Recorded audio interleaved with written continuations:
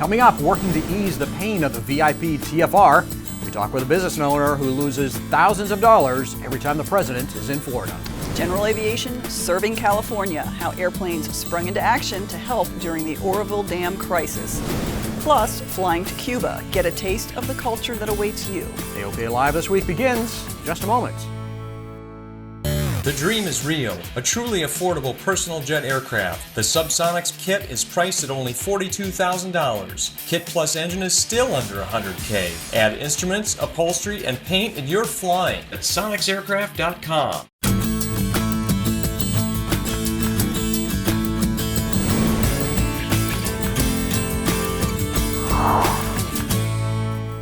Let our airplanes go.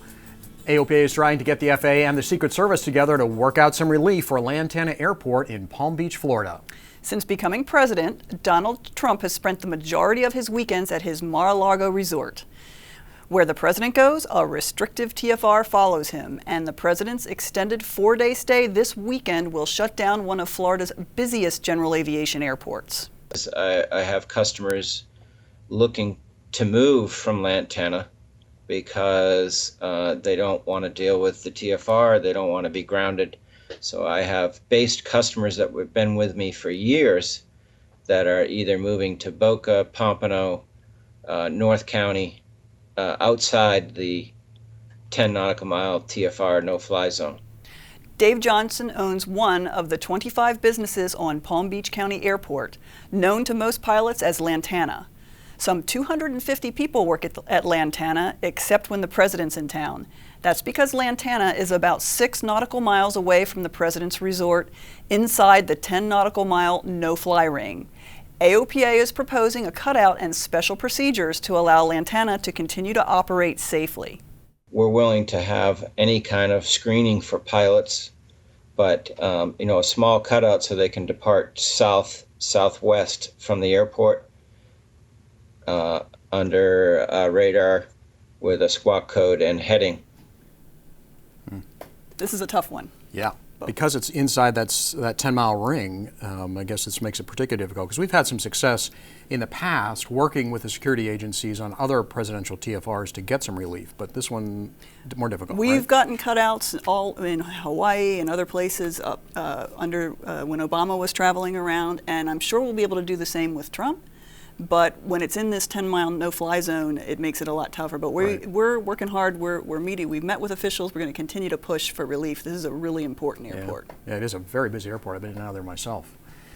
Well, meanwhile, the new president may have another impact on air travel.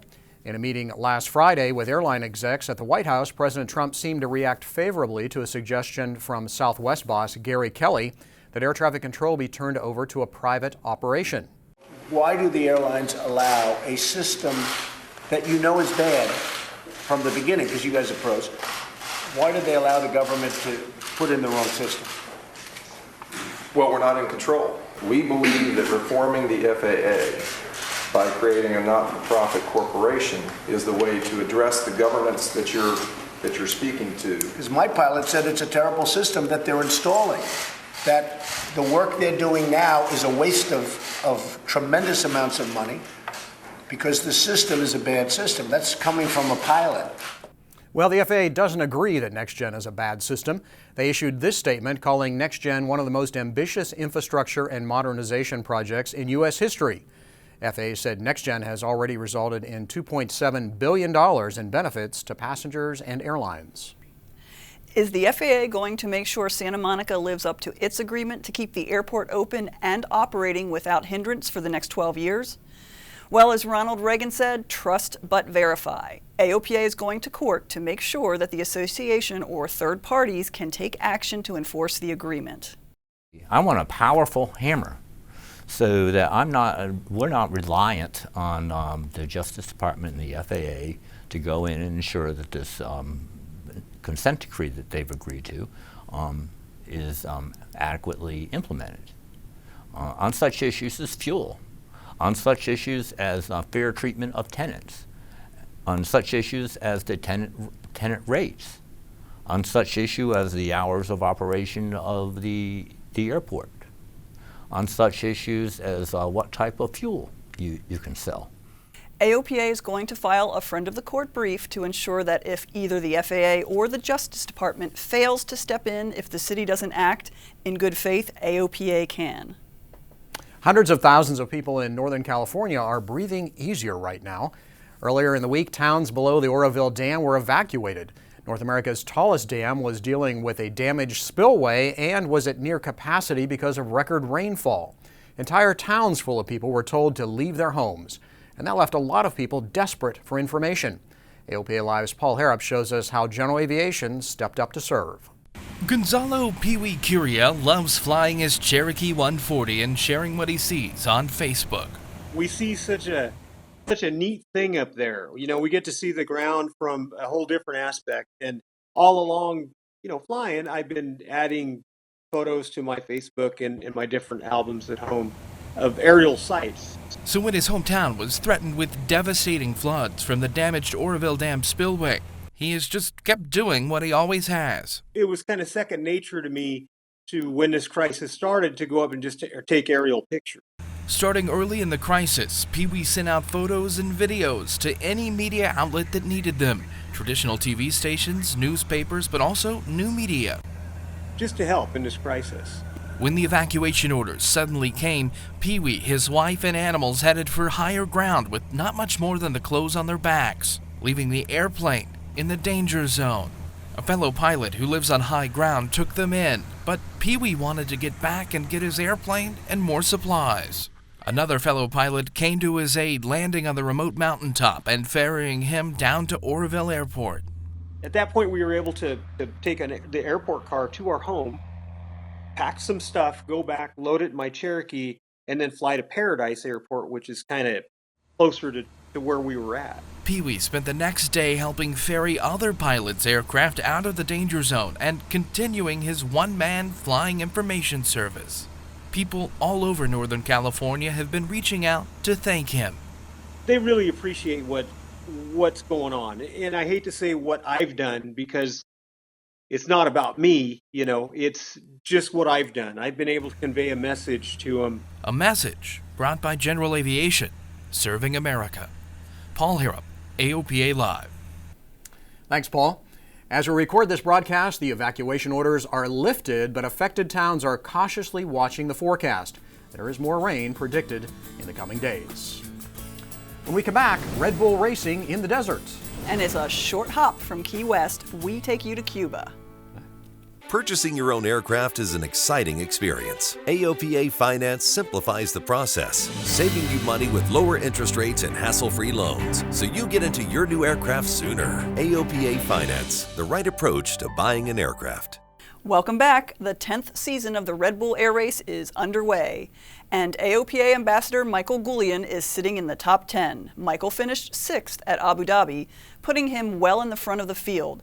Martin Schnonka is in the lead. The next race is in April in San Diego. There's some great new features in AOPA Go. The app now allows you to get a better handle on the weather. The team has added a function that allows you to get a list of favorite weather stations that are separate from your favorite destinations. That allows you to keep the weather information from major airports close at hand without cluttering your app. There are many other improvements with version 1.4. Find it in the App Store or the Google Play Store. It's free to AOPA members. And hey, since you got the app open, you must be looking for someplace to fly. How about Cuba? Venture 90 miles off of Key West and wind up a world away. AOPA pilot editor Ian Twombly takes us to Cuba, where the people are friendly and welcoming.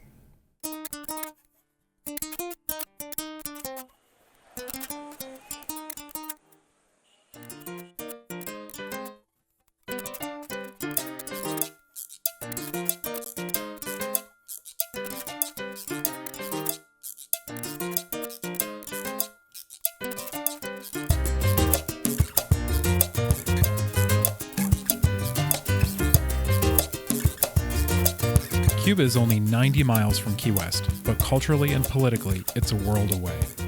The revolution and subsequent embargo have left it off limits for more than 50 years. But today, things are changing. Flying to Cuba, while not without its challenges, is now within reach.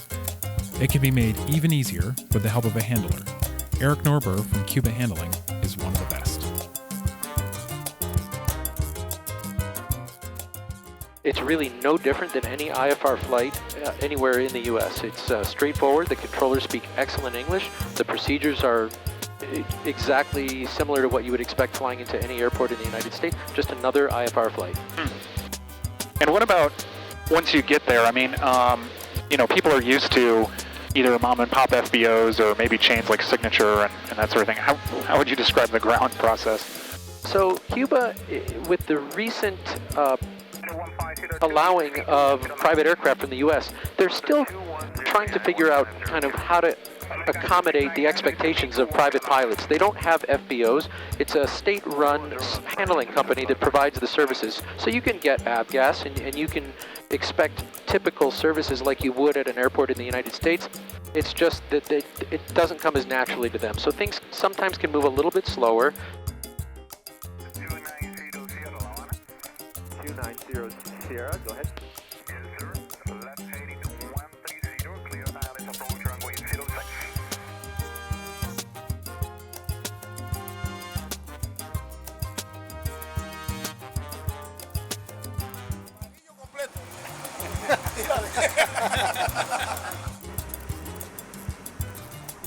For those who make the effort, their persistence will be rewarded. More than just a country of cigars and rum, the Cuban people are welcoming, the culture is dynamic and bright, and the attractions fascinating.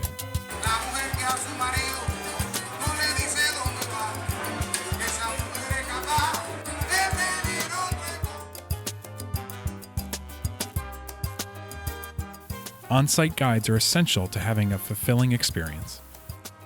Maria Rosa Rodriguez lives in Havana and offers a personal insight into her vibrant town. People that want to have a good time, there is live music everywhere. Cubans are very, I would describe them as very happy, generally speaking. So they're always laughing, joking, singing, dancing. And our culture, it's different, and it's nice to experience it.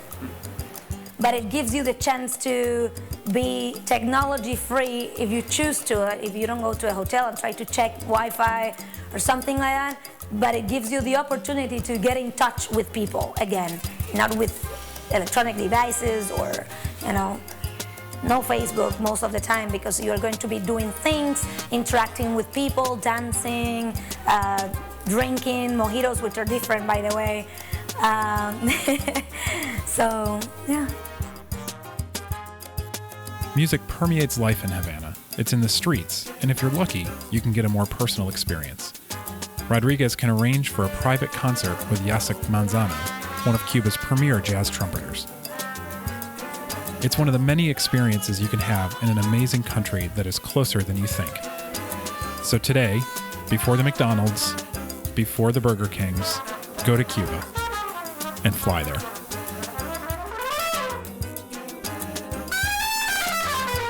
Ian Twombly, AOPA Live. Wow, what a report. You know, I got to go last year, I think it was in May, and we had a great time, flew down there in general aviation airplanes, and it is really a vibrant place, and the music, he's right, is incredible. We had musicians and vocalists walk into a room, big ballroom in a hotel, and there was like 4 or 5 of them, and they just filled that place with sound. It was really remarkable. We had a good time. It is a good place to go. Hopefully we can get the reform continuing and we can get something closer to democracy down there. That'd be nice. That's nice. It's on my bucket list. Definitely, definitely. And finally, on this Valentine's week, we leave you with a love story. Jack and Arlene Alexander met when their mechanic introduced them. They went on a flight together, and Jack thought it was a date, while CFI Arlene thought it was a flight lesson. Jack was interested from the start and kept seeing Arlene around the airport. But it wasn't until the AOPA Plymouth fly-in that the couple really connected. They both happened to be volunteers and ate lunch together. Before long, the couple was flying off to a different occasion, their wedding. Jack arrived in a Vans, while Arlene came in a 172. They capped off their day with a scenic tour in a DC-3. Jack says he knew he had the right woman when they had to decide, new avionics or a new kitchen, and Arlene chose avionics. Just another reason to come to the AOPA fly-ins. You never know who you might meet. Definitely. Arlene is after my heart. That's great. Yeah, that is cool. But you know, they're not the first, though.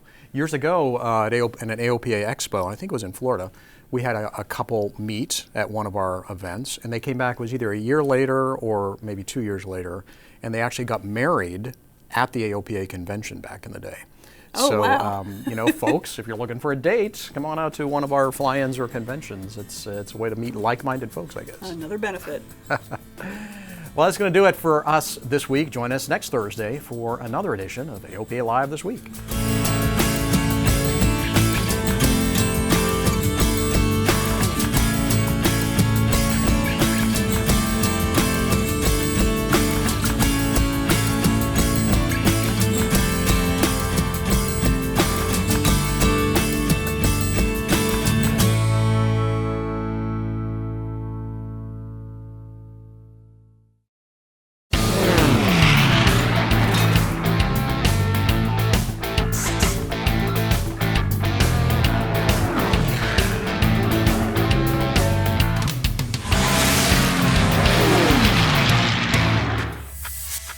Brightline, instruments for professionals.